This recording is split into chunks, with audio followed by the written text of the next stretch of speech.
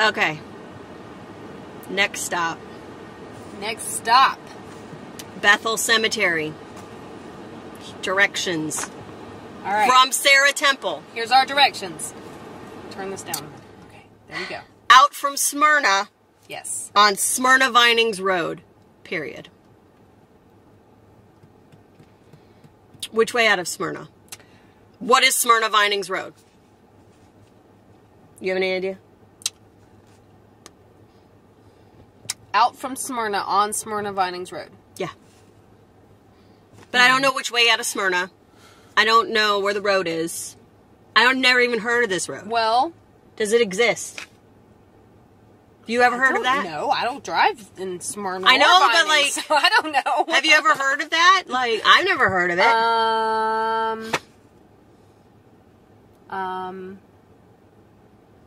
I'm going to assume it goes between Smyrna and Vinings, but like, okay, then let's think this out for a second.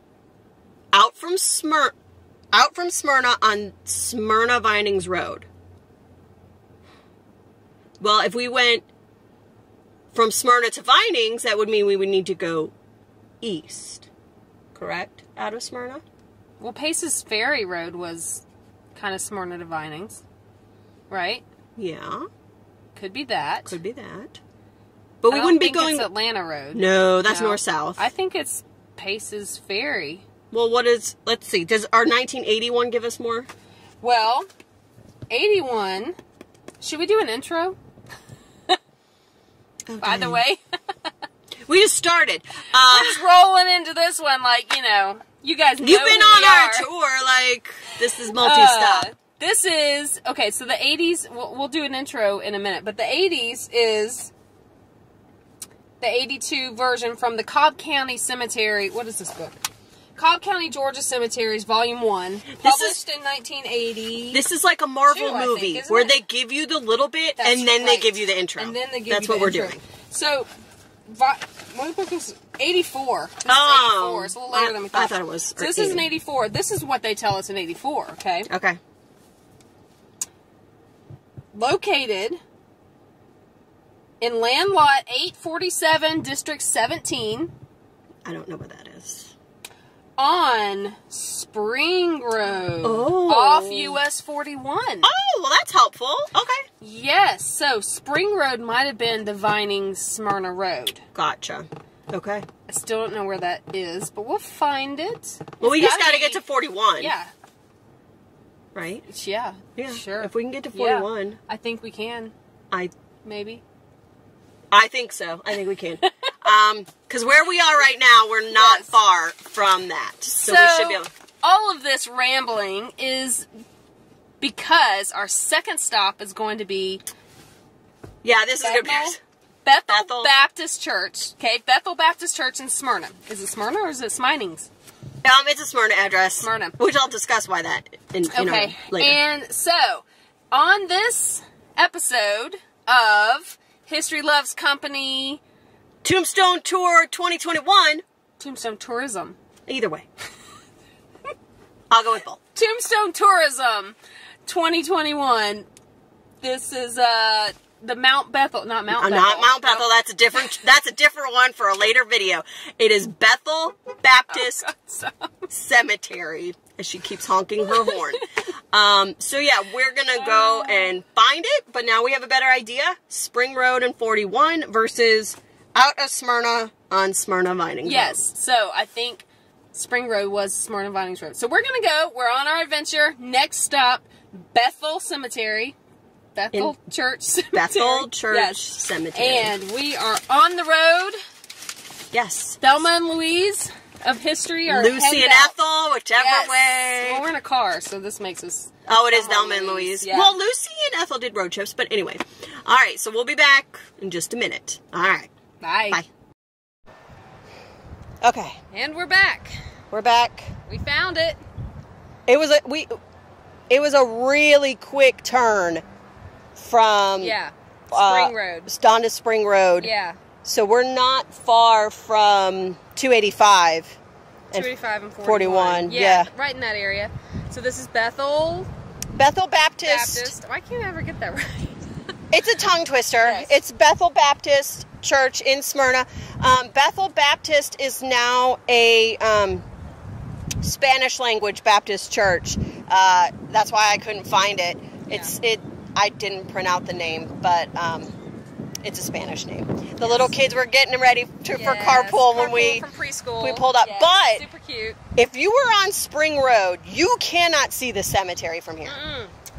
The church built a beautiful fence to separate the cemetery and the church because the kids were out in the parking lot, which I get. Well, you know, it dawned on me why they may have put that fence up. So this, you know, most cemeteries that we go to bring me joy. They're peaceful, they're beautiful, they're, even Crest Hill, you know, even though it needs some TLC, I still think there's still people coming and going. It's still kind of busy. You know what I mean? Like, I feel like there's still love there. I know there is. There's still families around, you know. This one, it just makes me sad, to be honest. There's a little bit of love in this one. Yeah. But I would say it's 99% sad.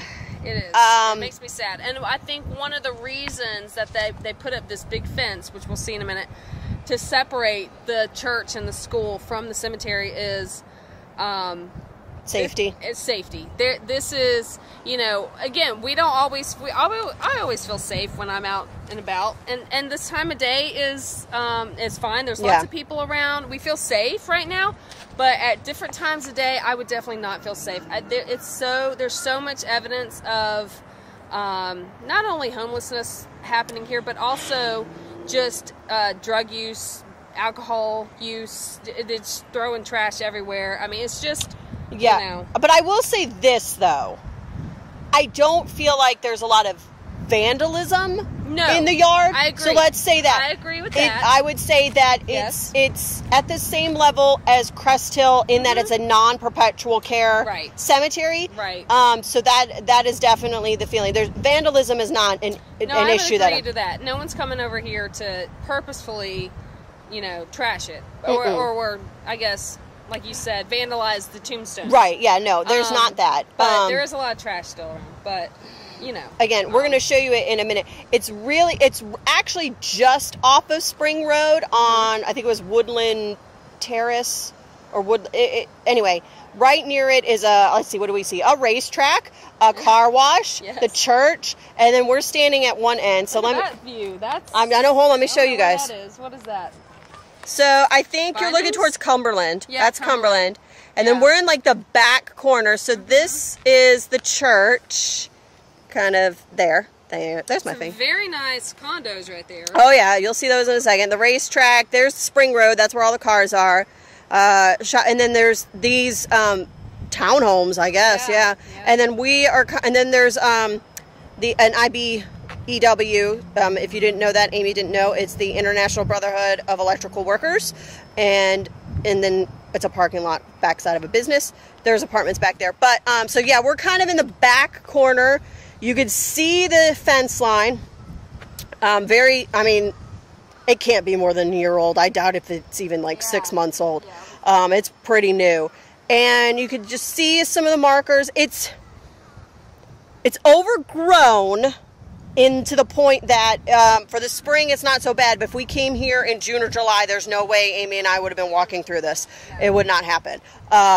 There are it's a lot of ivy, and so it's hiding it's got a lot of secrets in the ivy that we have tripped over numerous times. So there is a bit of a path, so we're going to kind of go through the path, but you can see we've got baby, and actually, Amy, let's show them this really cool one right here. Yeah, see? I didn't trip, but it was a step. Lots of holes. So it's a little metal marker, and it says baby. It says a baby girl Motter, Motter, and then it's 1957, right? Yeah. 57. So and then to another one from 24. Yeah, so possibly like. Father's brother kind of thing. Yeah. And then you've got, there's some pretty ones. It definitely needs some love. There's some beautiful tombstones. Oh, yeah, there are. Talk about tombstone tourism. If you're looking for beautiful tombstones, then there really are some unique ones out here. So the earliest So this cemetery supposedly dates to pre-war, pre-Civil War. The earliest one, that tombstone that's supposed to be out here is 1881. We haven't found it. The newest one is supposed to be 2016. The newest we found is 2014. So, yeah. So far. You know, I think that when Sarah Temple came out here back in 36 or 35, whenever she did, I think it was a lovely... Maybe. Well, because the book was published in 36. Yeah, so in the 30s. And there were 63 graves here at that point. And, I mean, I think, considering there's 63, they were pretty spread out, because there's some older ones here up front here, there were some older ones on the other side. I think it was probably very peaceful, quiet. You know, you didn't have this busy spring road with racetrack and all the stuff around here, except for just the little church, you know. Who knows what was around here. So in 1984, we've decided that book was published, the Cobb County Cemeteries. They found 327 markers, not to say that they knew all the names. Find a Grave only could find 316 to photograph. So there are some broken ones we have come across. There are some that are just stones, you know, that... we don't know who they are, so maybe they couldn't identify them on Find a Grave, obviously. So there are some that are, for lack of a better word, homemade. I mean, you can tell, like, somebody, literally there's one over here that they took a piece of granite and just etched it, like, for kitchen granite. Where's that one? That one was over here we can walk over there. I think, it's I know where it is. It's by that tree with the flowers. So, like we said, there are some that have been loved, but majority, it's, I mean... I wouldn't say I feel like the stones are damaged. They're just, there's a lot of them are settling. That's what we're going to see. So let's walk over that pathway. Okay. And do this. So there is like a little back corner that we're on. And it has this little pathway. I'm wondering if like this was the church's way to bring people in to the... But see, you can see how that little pathway. We're going to walk over... And again, somebody must have, in the winter, come and cut, because everything is pretty flat ground cover-wise. So, cut back. Oh, yeah. So, but there is a little pathway that we're going to kind of follow right now. And you can see they're just, I mean, it is lovely. I bet in its heyday, its prime, it was a wonderful... small churchyard cemetery. I mean, again, we're trying to stay in the areas that are flatter so we don't, again, eat it on video. But you've got a lot of names you might be familiar with, and it's interesting, Amy mentioned it earlier, but if you look here, it says Kahili, and Amy's like, Kahili Elementary. Yeah. I'm like, yeah, but that's up by me, almost into Cherokee County. Middle Cobb. Okay. Let's call it that. But you're creating a new thing. Well, hey, you heard it here first, folks. Middle Cobb. If everybody wants to have their own city in this county, we might as well just differentiate. But I would say northeastern, north central, northeastern Cobb. That's where Kahilis are. But so that is a name you see a lot of in here. Cochran, you see a lot of. So we'll kind of point out some family names that you might know. But let's go over to that homemade granite that you were talking about. Yeah, it's a little bit farther over, but you can see more Kahilis. I mean, styles that kind of are typical of any cemetery we're going to walk through. There's nothing. I mean, there's another woodworker one, which we'll show you in a minute. We love those cut log ones. I would say the majority of them are from 1900 or 1890s until the 1930s. I would say. There's some 40s and some 50s. I would say maybe to mid 20th century. A lot of 20s and 30s. Yeah, I would agree with that. Yeah. So this one here, we don't know the story. I did not look it up. But you guys will see here, this is Brandy Joy McDonald, July 9th, 1976 to August 20th, 2003. So this is, and I think probably both are homemade, and I think that's lovely. Yeah. So you've got this one that looks like it's countertop almost. Yeah, that's what I was thinking, is they just bought a piece of countertop, and it's, I think it said Brandy at the top. Well, this one, it says, no, I think this one says died March something 2000 something. Yeah, this one's a little bit different, but the top says Brandy something, I think, and then born, I think it was 19, I can't tell from this angle, 47, I think. But it's like homemade, like that's, somebody etched it on their own somehow.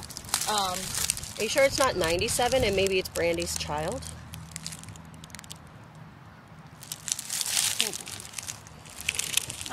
Maybe you're right. I don't know. I was just trying to think of something. Because it says loving mom next to... Yeah. So I'm wondering... this is Brenda. Brenda. Oh, maybe they're sisters. Mother and sister? I don't...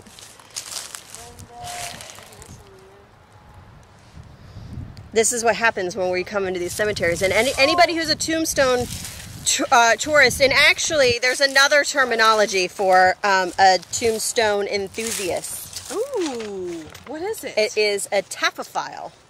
Taphophile. How do you spell that? T-A-P-H-O. P-H-I-L-E. Yeah, I had to think about that for a second. Tapho. What is tapho? So tapho, like Greek, but any sort of cenotaph, large monument, would also oftentimes be called a taph, which is the large monument, and then a phile, a lover of it. A taphophile. A taphophile. So if you ever watch on TikTok or Instagram, my inspiration, Lady Taphos, who goes and cleans the tombstones, that's where it comes from. That's where she got her name from, because I had looked at it, I was like, that's cool. So there are some veterans in this cemetery as well, so we've come across some veteran markers. Let's turn the camera around again, and I'll show you that woodworker one, but here we have a World War II vet right there. Yeah. So if anybody knows this church...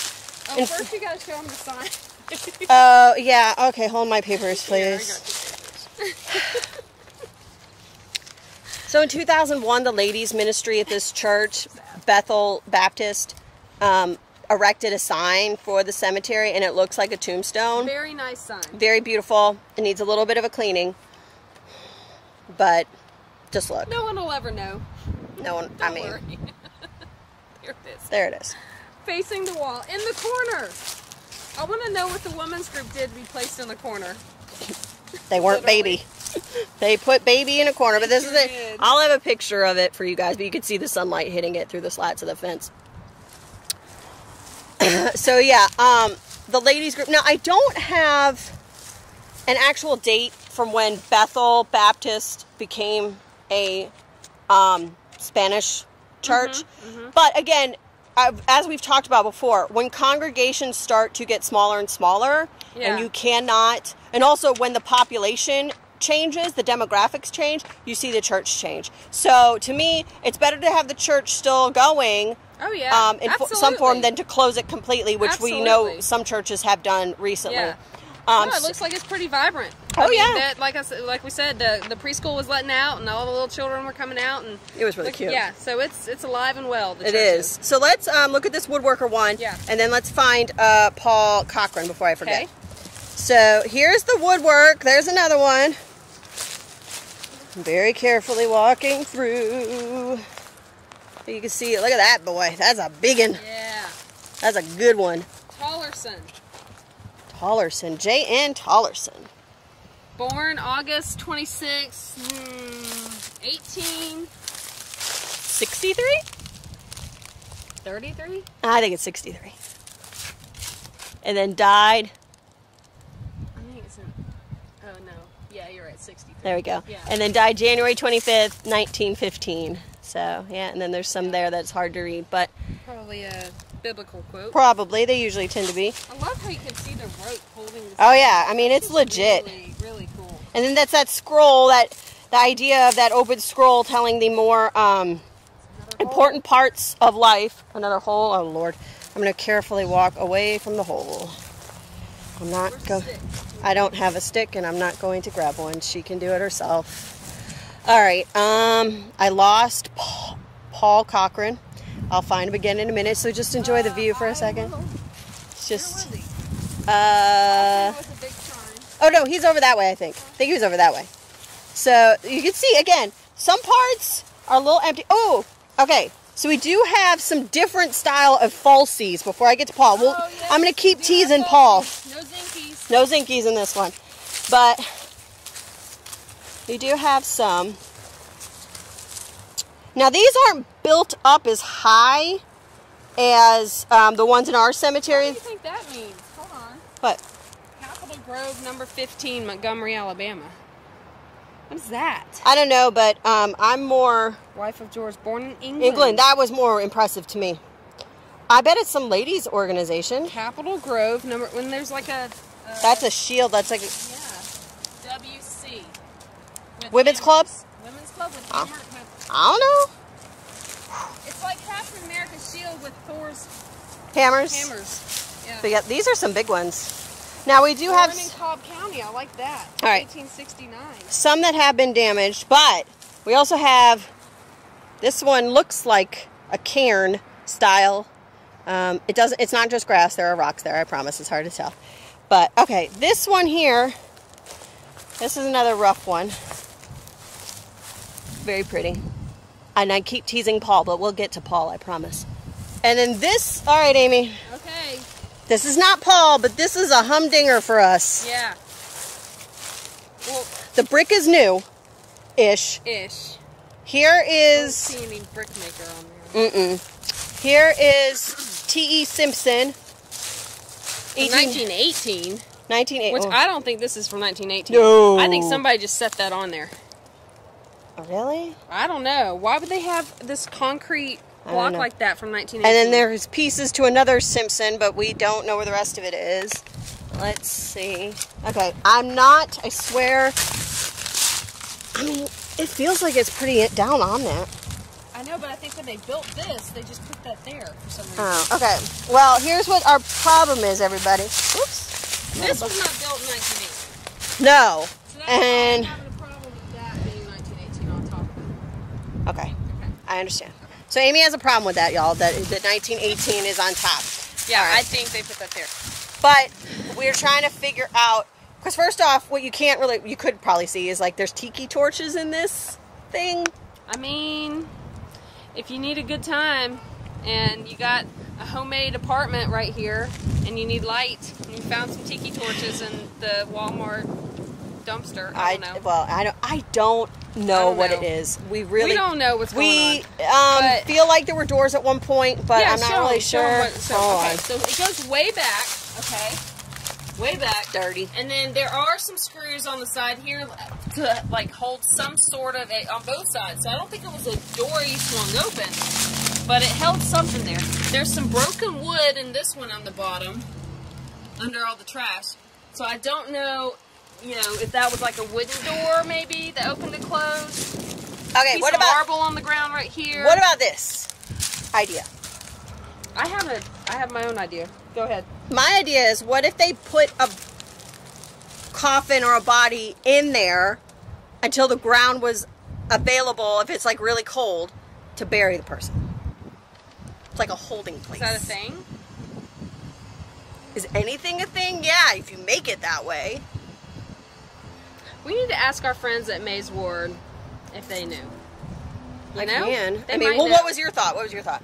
Well, I thought it was just maybe a mausoleum that at some point somebody broke the doors off of and stole the caskets out of. Or, here's another thought. There was another mausoleum here and it collapsed and somebody had it rebuilt, but decided not to put the bodies back in and they're buried down underneath. Why would you have it built like that?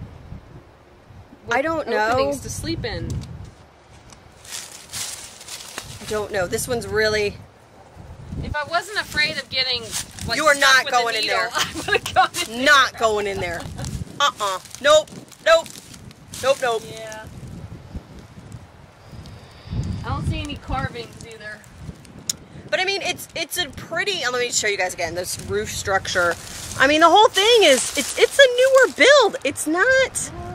I mean, there's nothing that I could tell you about that I'm like. We don't see any maker's marks. We don't see. I mean, these are not rough-hewn bricks. There's nothing. I don't know. It's throwing us. It really, really, truly is throwing us. Totally. But what if the base was already there and the top structure fell? Maybe. And then they built this new structure on top. That's what I'm trying to like. Maybe. Let's go with that thought. You think that concrete's from 1919? I mean, it looks older than the brick. I don't know. Cemetery is really throwing us, I'm just saying. Yeah. So, okay, so let's find Paul as I promised. Okay. Here's another rough one. Paul was, dang it, I lost him. He's over here. Luckily, he won't go anywhere. He's not moving. So you got, yeah, Queen Elizabeth Hendricks is here, and I haven't found her yet. All right, so, okay, Paul's over here. Well, what's interesting about Paul is that Paul got a military stone, and he was a veteran of the Spanish-American War. How cool is that? You know what, Paul? I'm gonna get this for you. There we go. That's a little bit better. It does have? Let me get that other one too. Let's help Paul out. There we go. There we go. One more, Paul. There we go. So much better. All right, Paul P. Cochran, Company D, 2nd Regiment, Georgia Infantry, Spam War. That is not a war that we fought over spam products. Just saying. It's the Spanish-American War. And oftentimes it's listed in his paperwork as War with Spain. If you're not familiar with that war, it is 1898. If you guys know the story of Teddy Roosevelt and his Rough Riders, it's that kind of time period. Or actually, no, that's a little bit before. But anyway, so War with Spain. March 4th, 1879, May 16th, 1956. So yeah, this is actually a military marker. This one came from Georgia Marble Company in Tate, per his records for his marker. You have to, ask for it. You don't automatically get it. You got to approve the paperwork and all that. But this is his. Very cool. One of my faves. And then actually, Amy's still looking for Queen Elizabeth. She took my notes. Gotta go dig through the recesses in here and remember what else that I was gonna say. But I was gonna find Mr. Wheatley, and I think he's back up. Whitley. He's back up this way. That's a name you see a lot here too. There's a judge in here. There he is. I know where he is. See, I'm getting to know it. Not as well as Marietta City, but I'm getting there. So there's a judge here, an Alex A. Whitley, and he's got his marker. Very simple, nothing super fancy about it, but that's all right. And he's buried with some members of his family. All right, ooh, a little deeper. Gotta take an easy step. Here you go. He's got a mason. Alex A. Whitley, December 1st, 1881, August 10th, 1938. But he was a judge, justice of the peace, the fraternal order, and lived in the Bolton area, so not super far from here. Hold on, I hear Amy. Did you find her? Maybe. Can't take her anywhere. All right, I'm going to very carefully get back up. But Alex Whitley, one of those justice of the peace, and just one of those guys. Oh, she found her. One of those guys that served in a lot of those fraternal organizations. That's why you saw the Masonic symbol on his. All right, hold on. Where are we going? Uh-oh, she's got a lot of stuff in front of her. That's not very queenly.